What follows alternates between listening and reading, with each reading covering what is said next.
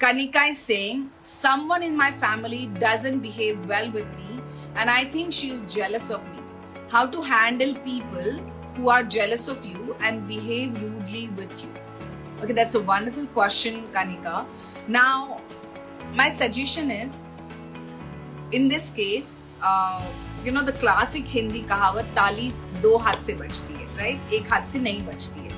I'm not asking you to blame yourself for anything or not saying that you must be doing something about it. But what I mean to say is, when we are two people in that equation, a 50% responsibility lies with the person who is a perpetrator and 50% responsibility lies with the victim, right? Victim and victimizer. Now let's say in your perception, the person who's not behaving well with you is a victimizer, and maybe you are bothered about it because this person is in the authority space, because you wouldn't mind if somebody who's not in an authority place, you wouldn't mind whether that person is behaving well with you or no. But here it seems like this person has a certain authority in your life and their approval matters to you. And that's the reason you're saying that they are not behaving well, and it's kind of causing a distress in your life. It's probably impacting the other relationships as well, and it's probably making you uncomfortable on the day-to-day basis, right? Now, even when that is a situation, I want to tell you that it's 50-50%. When that person is not behaving well, 50% of that is their responsibility. And when they are not behaving well with you, 50% the responsibility lies with you. Now, when I said that, why I'm saying it? Remember, you teach people how to treat you. Let that sink in one more time. You teach people how to treat you. Now, what happens in our spaces when the people, those who are in the authority figure, and when they start behaving in a certain way, you feel intimidated and you go on the back foot and you allow them to do what they're doing for the first time. You think of ignoring it because you feel that, if I do something about it, then maybe my other relationships will be impacted, or maybe it will create a chaos in life. Now, the reasons you're not taking this head on is very simple. You are not looking for breaking the status quo, because something in that equation is still very fulfilling in your life. You heard it right, and that could be a truth bomb. Now remember that you cannot change other people directly, but what you can do is you can start working on yourself so that you can start setting boundaries. Setting boundaries could be very small or big way. You can start small in terms of when this person doesn't behave well with you.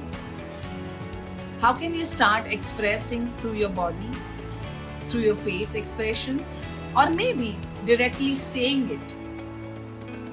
Not complaining, but asking strategic questions and understanding what is in it you that you can change, so that this person gets the message that you are not intimidated. Unfortunately, we are all hardwired for the power game since millions of years, because we are animals at the deeper instincts, right? Everybody is playing the power game.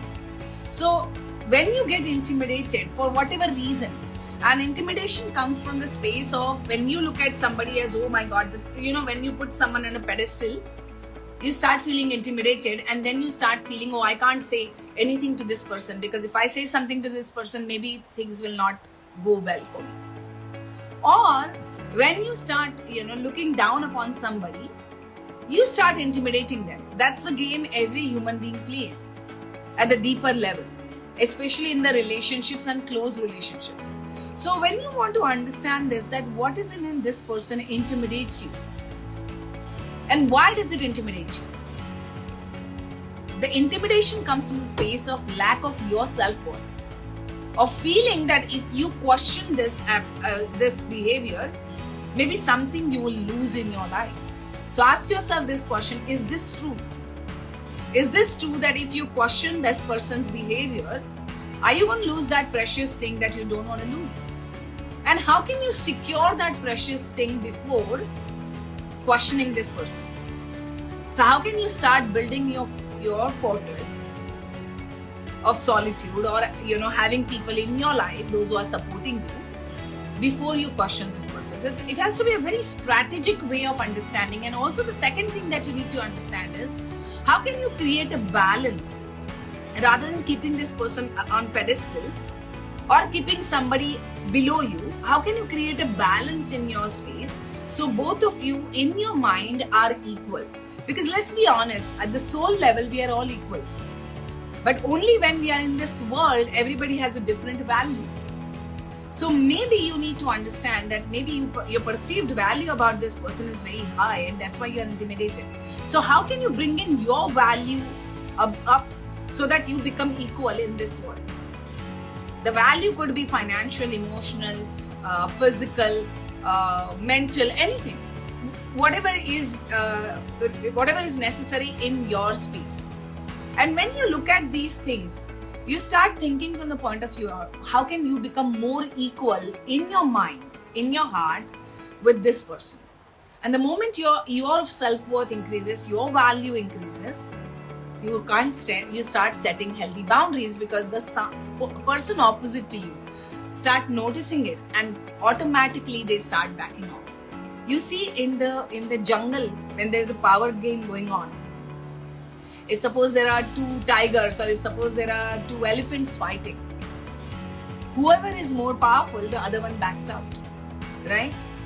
Same thing goes in the human psychology.